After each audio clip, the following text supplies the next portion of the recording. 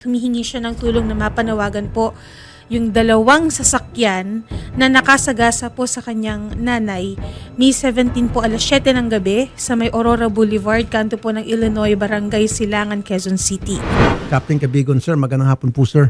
Yes, sir. Magandang hapon po, Sir Senator Idol po. Okay po yung nakasuhan yung pangatlo kasi nakasagasa rin po siya. Pero dapat, sir, ang unang-unang kasuhan yung driver number 1. May CCTV po tayo, sir, na nakuha. Medyo hindi po gaanong clear. Ongoing pa po yung yung tracking natin sa paghahanap ng mas maliwanag na CCTV po. Siguro mag-backtrack po kayo, sir. Nagbabacktracking po kami at saka forward tracking po na sa yung mga posibleng dinaanan at pinanggalingan po ng ating mga suspects na mga driver ng dalawang SUV. Chairman Sunny Villarba, Barangay Silangan, QC. Magandang hapon po, Chairman Villarba. Sir, Chairman.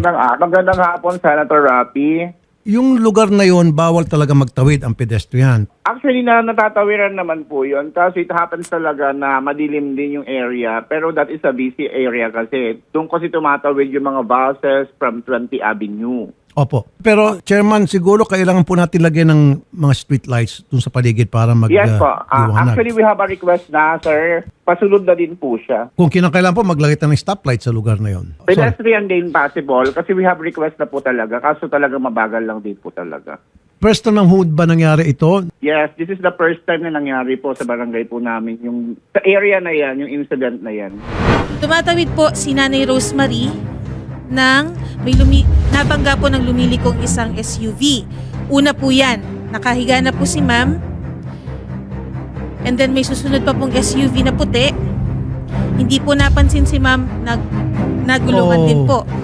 At dito na po, bababangga rin po siya ng isang sedan, Mitsubishi. Pero Idol Rafi, ayan po si Ma'am Rose. Yung unang sasakyan na may kasalanan dyan. Paliko kasi yun, Chairman, no? Yes po, yes po. Tapos madilim pa, talagang takaw disgrasya po yung lugar na yon. Yes po. So kailan niyo Yes po lalagyan ng street lights po yun, Chairman? Request na po namin yan sa street light sa city po. Mhm. Kaso pinaparang i-refer kami sa Meralco. So si Meralco po ang naghahanap pa po ng poste para sa ilaw na ilalagay po doon. Okay. At least pinoprocess na po, Chairman. Yes po, yes po. We have a request. Opo. And then, Chairman, dagdagan na po natin ng pedestrian lane po. Okay po. Actually, may request po kami. Inaantay lang po namin yung kung kailan po magmamaterialize. Pero asap naman po, follow up din po namin. Tumutulong din naman po kami sa mga kapulisan ng Karingal. Actually, yung Sunday, tinutukan din namin yan eh. Opo. Yung isa lang po talaga na car ang na-identify namin yung plate number. The first and second, hindi po namin ma-identify. Due to masyadong siguro yung ilaw kasi ng plate number, naiilawan ng mga kasunod. So yung pangatlong car lang po ang nakuha namin. Mhm. Pwede kayo siguro mag-backtracking, Chairman, or yung mga susunod na lugar Barangay. na, yung pinuntahan ng first and second, baka may mga CCTV doon, mga kapitbahay o business establishments na nasa pool po yun. Yes po, yun din po yung instruction ko sa sa investigador ng team ng Karingal. Kasi nabaybay din naman po namin yung sasakyan kung saan po lumabas. Ma'am Katrina, Yes po, sir. in fairness naman po sa ating mga otoridad, they're doing everything. Ayan po, kausap natin yung PNP, gumagawa naman po silang action, nag-iimbestiga sila patuloy, at itong barangay chairman natin, ayan po, kumilos na, may request na pala sila para lagyan ng street lights yon at pedestrian lane. Opo. Mr. Kim po, magandang hapon po, sir. Yes, good afternoon po. Kausap ko po sa kabilang linya si Chairman Sunny Villarba at meron na po pala siyang request for street lights at saka maglalagay daw po ng pedestrian lane. Baka po sa tulong ninyo mapabilis po yung proseso na ginagawa po ni Chairman Villarba. Sige po, we'll check immediately on the status of our compliance with that request. As we saw in the CCTV footage po na pinadala po ng office ninyo, Opo. it appears that the area is in need of the same.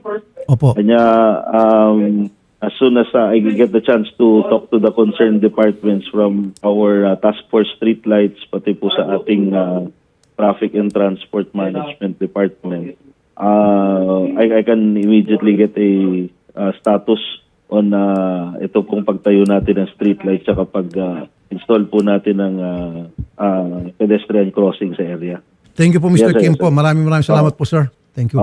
Okay, sir. Sige po. Sige po. Chairman Villarba, maraming salamat po, Chairman. Okay, welcome po, sir. Thank you po. Opo. At Captain Cabigon, maraming salamat. Tuloy niyo po investigasyon niyo po. Ano po, Captain Cabigon? Yes sir, tuloy-tuloy po ang aming ginagawang investigation at backtracking at forward tracking. Thank you. Maraming salamat po, Sir Idol. Thank you po, Captain. Thank you po. Ma'am Katrina, ang aming pong taus-pusong pakikiramay, nakaburol pa rin po ba yung inyo pong nanay? Opo, Sir Rafi po. Bali, last night po. Opo, magpapadala po ako ng personal na tulong. Magpapapunta po ako ng reporter ko dyan sa wake para mag-abot po ng tulong. Anyway, hindi po namin bibitiwan to hanggat hindi magkaroon ng linaw itong ginagawa investigasyon ng ating mga otoridad. Gusto niyo po manawagan doon sa driver 1 and 2? Go ahead po. Baka makonsensya po pag kayo po nanawagan. Opo, Sir Rafi. Ayun. Bali, yun na lang po yung panawagan po ng pamilya po namin sa nauna pong dalawang driver po na nakasagasa po sa nanay ko na sana po makonsensya na lang po kayo. Sumuko po kayo. Dahil hindi po kasi kami titigil, Sir Rafi, talaga na hindi po makamit ng nanay ko po yung justice po dahil hindi niya po deserve po yung nangyari. Parang sobrang sakit po na tatlo kasi parang ang hirap tanggapin na wala man lang nakakita kahit isa po. Kaya yun na lang po yung maibibigay namin sa nanay namin na mapanagot po yung pong mga may sala. Kaya sana po, sumuko po kayo. Yun na lang po talaga, Sir Rafi. Kaya sobrang laking salamat din po namin po sa lahat po ng mga gusto tumulong po, sa media outlet po, sa mga pulis po. Tulong-tulong po tayo para po sa nanay ko kasi uuwi lang sana po siya eh. Nagtatrabaho lang po para sa amin kahit matanda na. Sige po, pupunta po yung reporter namin ngayon po mismo after this program para makikiramay po at mag-abot po ng tulong. At kami naman po dito nanawagan, baka meron po mga testigo dyan na may nakita o makapag-shed light doon sa insidente, come forward para bilang tulong niya lang po dito sa pamilya or scene nang sa gayon makuha niyang hustisya. Sige po ma'am, mamaya po pupunta po yung staff ko. Salamat. Nakikiramay po kami Salamat muli. Maraming salamat. Magandang hapon po, Ma'am Katrina. Salamat po.